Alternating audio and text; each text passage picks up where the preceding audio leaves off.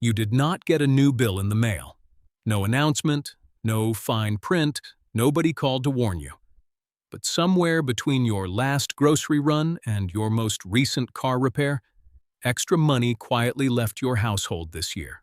According to the Yale Budget Lab's April 2026 analysis, tariffs are costing the average American household somewhere between $1,000 and $1,500 this year, depending on how current trade policy plays out. This video is not about politics. It is not about who is right or who is wrong on trade policy. This video is about your money and exactly where it is going. The receipts do not care about your political views. The math works the same way for everyone. Today on The Wealth Metrics, we are going to follow that cost all the way down. Every category, specific numbers, and a real game plan at the end. Real numbers. No noise. Let's get into it. And if nobody in your circle is talking about this stuff at this level, that is exactly why The Wealth Metrics exists. Subscribe so you never miss a breakdown. Most people have a fuzzy picture of how tariffs actually reach them. Let us fix that in 60 seconds. A tariff is a tax the U.S. government charges on goods being imported into the country. When a shipment crosses the border, the American company receiving those goods pays the tariff fee to U.S. Customs. The foreign manufacturer does not pay it. The American importer does. And importers are not charities. That cost moves from importer to wholesaler, wholesaler to retailer, and retailer to you at the checkout counter. Economists call this tariff pass-through, and the research in 2025 and 2026 has been strikingly consistent. Studies from Columbia, Princeton, and the New York Federal Reserve found that virtually the entire tariff burden on consumer goods was passed on to American buyers, not absorbed by foreign exporters. The National Bureau of Economic Research estimated pass-through rates on Chinese goods at close to 100% for most consumer categories. You are not absorbing a fraction of the cost. You are absorbing nearly all of it. Here is the environment as it stands in mid-2026, because context matters before we get into your specific dollar breakdown. The big shift happened in February 2026, when the Supreme Court struck down IEEPA-based tariffs, which had been the main authority behind much of the 2025 tariff escalation. In response, the administration imposed a new flat 10 to 15% tariff on all imports under Section 122 of the Trade Act of 1974. This is a time-limited authority, currently active while trade negotiations continue. Steel and aluminum imports face a separate 25% tariff on finished goods and derivative articles, regardless of country of origin. Vehicles and auto parts face a 25% tariff as well. Both policies remain in place. China faces the most complex tariff stack of any trading partner. Section 301 tariffs, Section 122, and Section 232 duties all layer on top of each other, making Chinese goods among the most tariff-exposed products on American shelves. Canada and Mexico benefit from USMCA-compliant exemptions on many goods, though non-compliant goods still face exposure under current policy.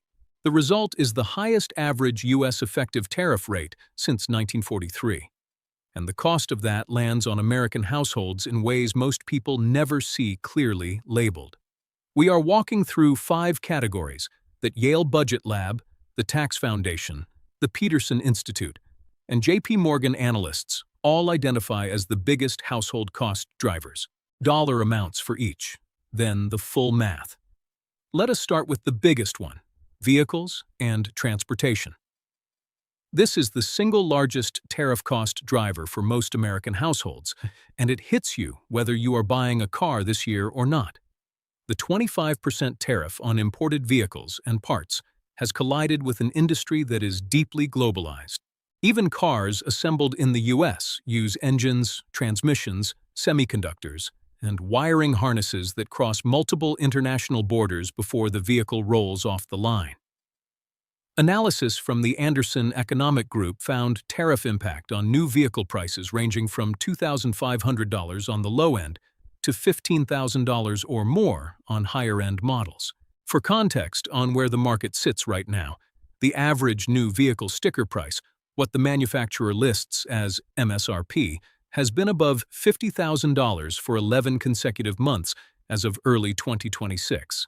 The actual average transaction price, meaning what buyers are really paying at the dealership, was $49,220 in May 2026, according to Kelley Blue Book. Near the historic peak, but just under it. Those elevated price levels, still historically high by any measure, reflect a market where tariff cost absorption is a real and documented factor on top of general supply dynamics. But here is what catches people off guard.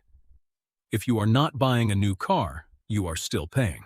Routine repair costs have risen 15 to 20% according to Bureau of Labor Statistics producer price data, because auto parts from China and Mexico now carry significant tariff loads.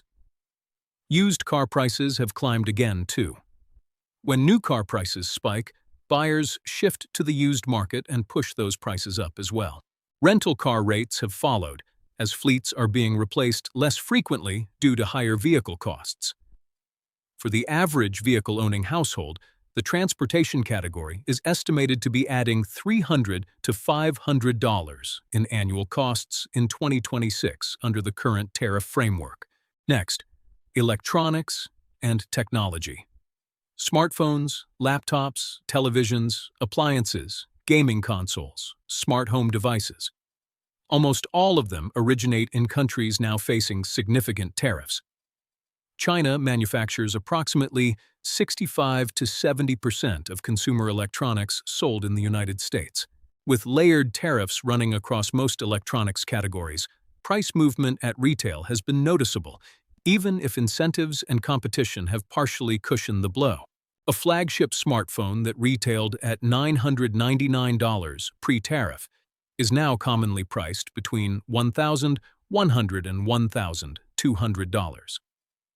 Mid-range laptops that previously ran $600 to $750 have moved into the $800 to $950 range across multiple brands. Televisions are up 15 to 30% depending on size and brand. A 55-inch 4K set that cost around $380 in 2024 now commonly runs $500 to $575. Major appliances are being squeezed from two directions simultaneously. Steel and aluminum tariffs raise manufacturing costs.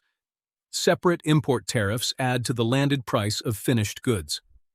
A mid-range washing machine that retailed around $600 in 2024 now sits at $750 to $825 at major appliance retailers. Across electronics and technology, the average household is absorbing an estimated $150 to $250 annually under the current tariff levels. Third, clothing and footwear. This one surprises people because no single clothing purchase feels as dramatic as a car or a refrigerator. But the cumulative annual number hits hard. The average American household spends approximately $1,800 on clothing and footwear every year. Roughly 35 to 40% comes from China, and the rest from Vietnam, Bangladesh, Cambodia, India, and Indonesia. All of these countries now face tariffs under the current framework. Tariffs on Chinese apparel are particularly steep. Pre-existing Section 301 tariffs combined with the new Section 122 rates push effective tariff exposure on Chinese clothing significantly higher than the baseline. The price movement is visible everywhere.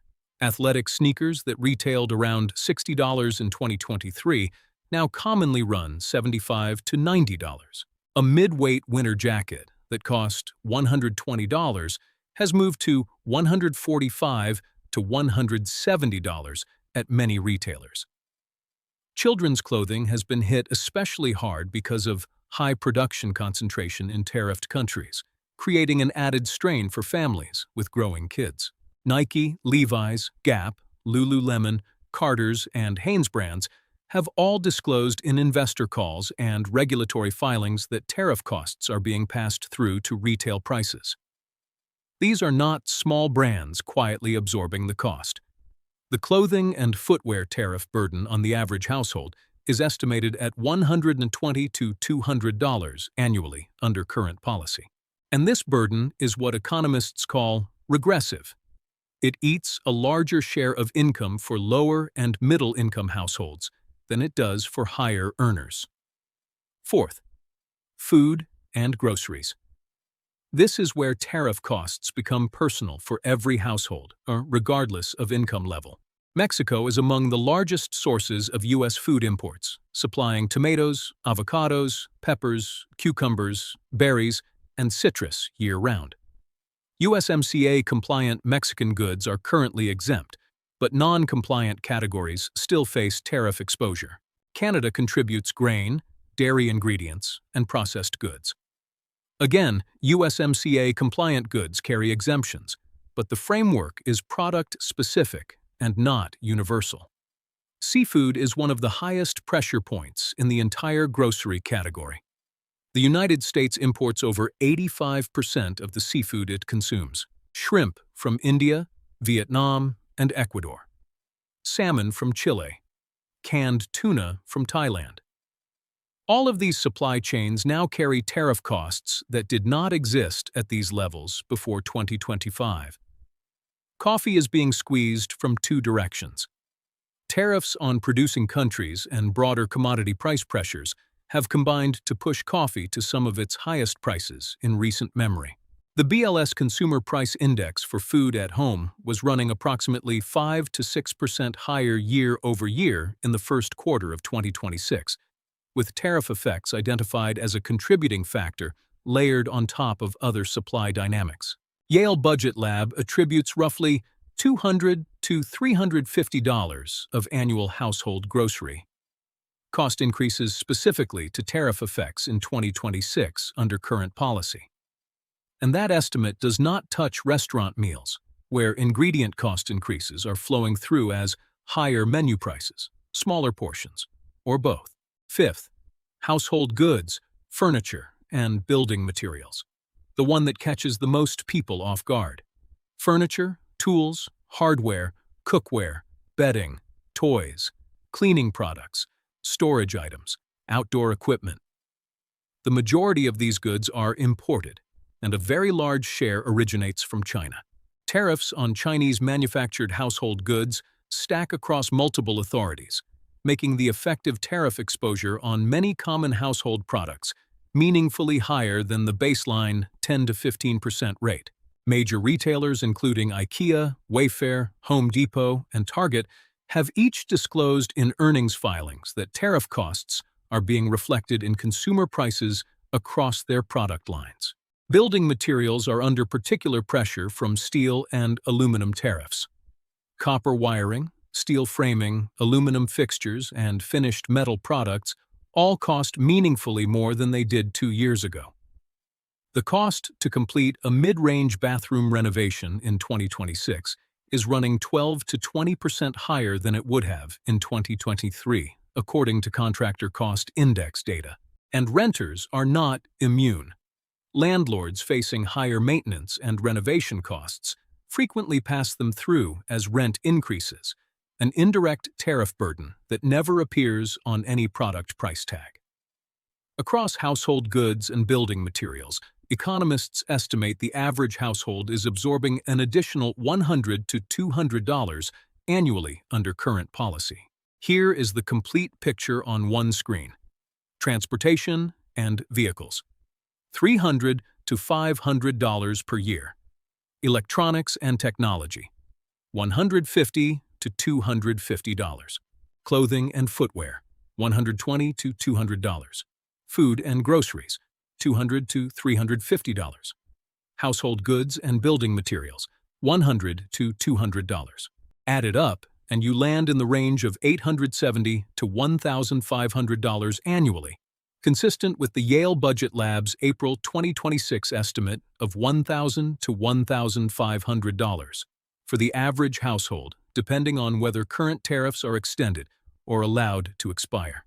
The Tax Foundation models the current tariff burden as equivalent to a meaningful effective tax rate increase on middle-income households when measured against after-tax income. For a household earning $80,000, $1,000 to $1,500 is a real hit. For a household earning $50,000, the same dollar amount hits harder because the financial buffer is thinner. $1,000 to $1,500 is not an abstraction. That is roughly 5 to 7 weeks of groceries for a family of 4, 2 to 3 months of a utility bill. Real money leaving real households, quietly, without a label attached. You have the numbers. Now let us talk about what you can do, because the wealth metrics does not leave you with a problem and no path forward. Strategy 1. Find your personal high-exposure category. Go back to those 5 buckets and figure out where your household actually concentrates its spending. Most families land on vehicles first, food second, clothing third. Your annual tariff cost is not spread evenly. Knowing your concentration lets you make targeted moves instead of feeling overwhelmed by everything at once. Strategy 2. Time major purchases around trade news. We are in an active period of trade negotiations. Section 122 tariffs are time-limited. If they expire or are reduced through a broader trade agreement, prices on electronics and consumer goods could soften noticeably in the weeks following any such announcement. If you are planning a car purchase or a major appliance buy, following trade headline developments is now genuinely useful personal finance behavior. Delaying a major purchase by 3 to 6 months during active negotiations can save hundreds. In the case of vehicles, even thousands of dollars. Strategy 3. Read country of origin labels before large purchases. Not all products in a category carry the same tariff burden. A laptop assembled in Vietnam has a different cost profile than one assembled in China. Shoes made in Indonesia face different rates than shoes from Cambodia. Many manufacturers have been actively shifting production since 2025 to lower tariff countries. Apple has accelerated iPhone production in India. Major apparel brands have expanded Vietnam and Bangladesh operations. Reading the label and doing a quick search before a significant purchase can sometimes surface a lower-cost alternative with equivalent quality. Strategy 4. Run the math on domestic alternatives. In some categories, domestically produced goods are now more price competitive than they were before tariff escalation shifted the cost equation. U.S. manufactured appliances, domestically sourced furniture, and American-produced food items may now match or beat their imported equivalents on total price once tariff costs are factored in. Run the unit economics. Sometimes the domestic option wins in ways it did not 3 years ago. Strategy 5. Adjust your grocery approach with intention. Domestically produced protein sources, including U.S. beef, pork, poultry, and eggs, carry no import tariff. In-season domestic produce carries no tariff exposure. Frozen domestic alternatives and U.S. canned goods often substitute effectively for imported items that have become more expensive, with comparable nutritional profiles. Strategy 6. Rebuild your budget on 2026 prices. One of the most financially damaging things that happens during a period of rising costs is that people keep budgeting against old assumptions without realizing their baseline has drifted. If your household budget was built around 2023 or 2024 spending levels, it is almost certainly understating your current cost of living. Rebuild it on actual current prices. This also matters for your emergency fund. If it was sized to cover 3 to 6 months of your old spending level, it may now fall short of covering 3 to 6 months of your real current expenses. Strategy 7. Avoid debt on tariff-inflated purchases. When prices rise across multiple categories simultaneously, the temptation to lean on credit cards or buy now, pay later services is real and understandable. But it is one of the most expensive decisions you can make in a high-cost environment. You are not just paying the tariff-inflated price. You are paying that price plus interest. At the current average credit card APR of approximately 22%, carrying a $1,000 balance for 12 months adds another $220 on top of an already elevated purchase price. The tariff cost is largely unavoidable right now. The interest cost is completely avoidable. One honest piece of context before we close. The current tariff burden on American households is not necessarily a fixed permanent number. Section 122 tariffs carry an expiration mechanism. Trade negotiations are ongoing. Supply chains continue to adapt as manufacturers shift production over time. Yale Budget Lab's April 2026 analysis shows that if Section 122 tariffs expire as scheduled, the household cost burden could fall to somewhere between $760 and $940. If they are extended, the range holds at $1,200 to $1,500. Either way, you need a planning number to work with right now. Use the $1,000 to $1,500 range as your 2026 household baseline. The households that understand this clearly and adjust accordingly are in a meaningfully stronger financial position than those absorbing the cost without recognizing it. Before we close, bookmark these 3 data sources. They will tell you more about your real financial situation than most news coverage on this topic. Number 1. The Yale Budget Lab State of U.S. Tariffs Report. Updated regularly as policy changes, currently showing $1,000 to $1,500 per household for 2026. Check it whenever major trade news drops. Number 2. The BLS Consumer Price Index for food at home and for apparel. Updated monthly. Your clearest signal on grocery and clothing cost trends at the household level. Number 3. New Vehicle Average Transaction Price, tracked by Cox Automotive and Kelley Blue Book. Currently at $49,220 as of May 2026. When this number moves meaningfully, vehicle market cost pressure is shifting. Here is the clear summary from the wealth metrics. Tariffs are a tax on imports. When that tax rises, American importers pay it first and pass it to you. That is the documented finding of economists across the full research spectrum, not a political opinion. In 2026, the average American household is absorbing an estimated $1,000 to $1,500 distributed across vehicles, electronics, clothing, food, and household goods, according to the Yale Budget Lab's most current analysis. Your specific number may be higher or lower depending on your spending patterns. But the cost is real, it is measurable, and it is already in your budget whether you have noticed it labeled as such or not. Adjust your budget, rethink your purchase timing, audit your grocery strategy, resize your emergency fund. But start with the numbers. Always start with the numbers. That is what we do here. Real numbers, no noise, the wealth metrics. If this video helped you see exactly where your money is going, share it with someone who has been wondering why everything costs more than it used to. They deserve to have the same picture. Subscribe if you have not already, and we will see you in the next one.